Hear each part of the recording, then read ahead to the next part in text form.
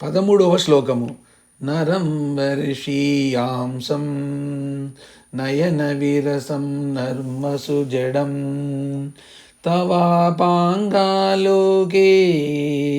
పతితమనుధావంతి శతశః గలద్వేణీబంధా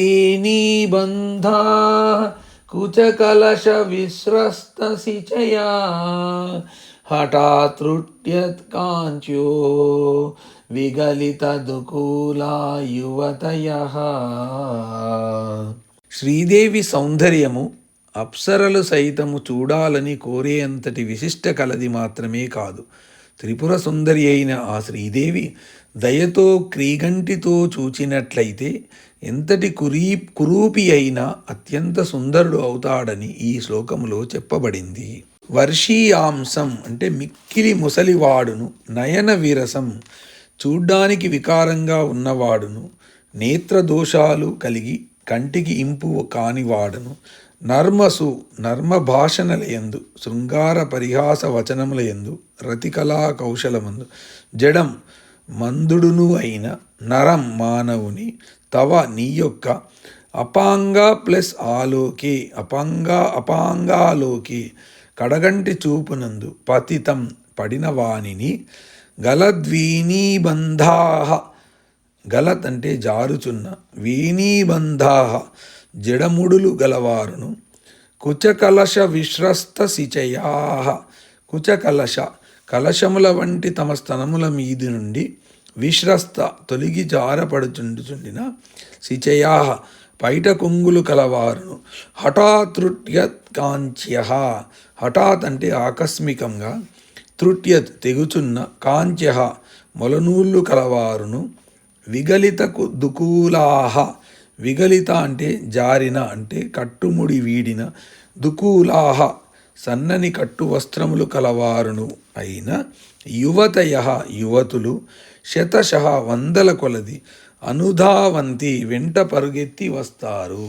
అమ్మా, పురుషుడు బాగా ముసలివాడై కంటికి ఇంపు కాని వాడై, శృంగార పరిహాస వచనములందు రతి కౌశలమునందు జడత్వము కలవాడై ఉన్నప్పటికీ అతడు నీ కడగంటి చూపుల అనుగ్రహమునకు పాత్రుడైనట్లయితే అతన్ని చూచిన నిండు యవ్వనములో ఉన్న యువతులు సైతము వందల కొద్దీ అతన్ని మహాసౌందర్యవంతుణ్ణి చూసినట్లుగా భావించి తమ కొప్పుల ముడులు జారుచుండగా, కలశముల వంటి స్తనముల నుండి పైట కొంగులు జారుచుండగా, ఆకస్మికముగా తమ మొలనూళ్ళు తెగిపోవుచుండగా, పోక ముడులు విడిపోయి తాము కట్టుకున్న వస్త్రములు జారుచుండగా పరుగు పెట్టుకుంటూ వచ్చి సిగ్గు విడిచి వాని వెంట పడతారు. ఈ శ్లోకంలో శ్రీదేవి కరుణకు పాత్రుడైన వాడు పరమేశ్వరుడే అని ధ్వనిస్తుందని. శివుడు అనాది పురుషుడు కాబట్టి వృద్ధులలోకెల్లా వృద్ధుడు.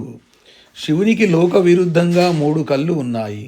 ఆయన లలాట నేత్రము అగ్నిమయము కాబట్టి శివుడు నయన విరసుడు. 3 శివుని వాక్కులు వేదములు కాబట్టి ఆయన నోట విలాసవచనములు ఉండవు. అందువల్ల నర్మజుడు అటువంటి శివుణ్ణి శ్రీదేవి అనురాగంతో చూడడంతో శివుడు లోకమోహనుడయ్యాడు. అందుకే సర్వసుందరులు శివుణ్ణి వలచి శివ సాయుధ్యము పొందుతున్నారు.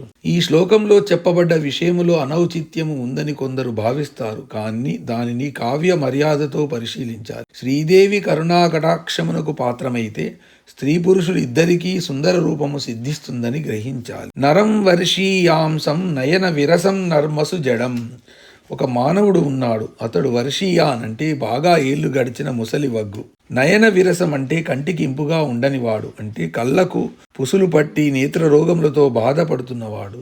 అతడు నర్మసు జడం అంటే శృంగార క్రీడలలో పరిహాసంగా మాట్లాడటం తెలియని మూర్ఖుడు, రతికళా కౌశలము లేనివాడు. తవాపాంగాలోకే పతితం. అటువంటి ముసలివాడిపై అమ్మ క్రీగంటి దృష్టి పడినట్లయితే వందల కొద్ది యువతులు అతని వెంట పడతారట. అపాంగలోకనము అంటే క్రీగంటి చూపు, అంటే అమ్మవారి దయార్ద్ర దృష్టి. అనుధావంతి శతశః. పైన చెప్పినట్టి అందవికారమైన శ్రీదేవి క్రీగంటి దృష్టి పడితే, పైన చెప్పినట్టి అందవికారి పైన శ్రీదేవి క్రీగంటి దృష్టి పడితే, శతశః యువతయః అనుధావంతి అంటే వందల కొద్దీ యవ్వనములో ఉన్న మదవతులు వాని వెంట పరిగెడతారు. అంటే తమ్ము ఏలుకోమని వారు అతన్ని కోరుతారు. అంటే అమ్మ దయాదాక్షిణ్యం వల్ల ఆ అందవికారి మహాసుందరుడు అవుతాడని ధ్వని. గలద్వేణీబంధాః కుచకలశ విశ్రస్తశిచయాః. అతని వెంటబడ్డ స్త్రీలకు వారి హృదయాలలో అతడిపై ప్రేమానురాగాలు పొంగి పొర్లుతాయి. వారు మదనోద్రేకంతో ఊగిపోతారు. అందుకే ఆ ఆవేశములో వారి వేణీబంధములు అంటే జుట్టుముడులు, కొప్పులు గలత్ అంటే జారిపోతున్నాయి. అలాగే వారి కుచ కలశాలపై అంటే కలశములు వంటి స్తనాలపై ఉన్న శిచయాహ అంటే పైటలు విశ్రస్తమవుతున్నాయి అంటే జారిపోతున్నాయి. ఆ సుందర పురుషుణ్ణి చూడగానే మదనావేశం వల్ల వారు కొప్పుముడులు జారుతున్నాయని గాని పైటలు జారిపోతున్నాయని గాని గుర్తించలేదన్నమాట. హఠాత్ తృట్యత్ కాంచ్యో విగలిత దుకూలా యువతయః. కాంచ్యః అంటే మొలత్రాలు. అవి హఠాత్తుగా తృట్యత్ అంటే తెగిపోయాయి. వారి మొలత్రాలు తెగిపోయాయి. అలాగే వారి దుకూలములు అంటే వారు కట్టుకున్న సన్నని వస్త్రాలు విగలితమవుతున్నాయి అంటే వారి కట్టుముడులు ఊడిపోయి వారు కట్టుకున్న బట్టలు జారిపోయాయి. దీనికి కారణము వారికి కలిగిన మన్మదావేశమే. మొత్తంపై ఆ స్త్రీలు నగ్నంగా అతడి వెంట పడ్డారన్నమాట.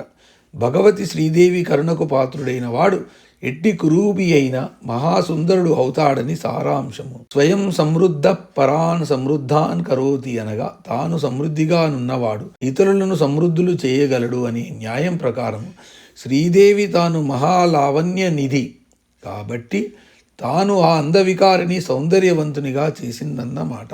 జగన్మాత మహాసౌందర్యవతి. లలితా స్తోత్ర శతనామాలలో ఈమెకు సహస్రరతి సౌందర్య శరీరాయై నమః అని, మహాతిశయ సౌందర్య లావణ్యాయై నమః అని 2 నామాలు ఉన్నాయి. ఆమె 1000 మంది రతీదేవుల వంటి శరీర సౌందర్యము గలది. ఆమె గొప్ప సౌందర్య లావణ్యములకు పిన్నిది. అటువంటి తల్లి అపాంగ వీక్షణము పడితే ఆ దయామూర్తి కరుణతో చూస్తే ఎటువంటి అనాకారి అయినా మహాసుందరి అవుతాడు. అతని వెంట స్త్రీలు పడతారు అని దీన్ని బట్టి గ్రహించాలి. శ్లోక పారాయణ ఫలము. కోరిన స్త్రీ వశము అవుతుంది. నైవేద్యము త్రిమధురము అంటే బెల్లము, కొబ్బరి, అరటిపండు కలిసినది.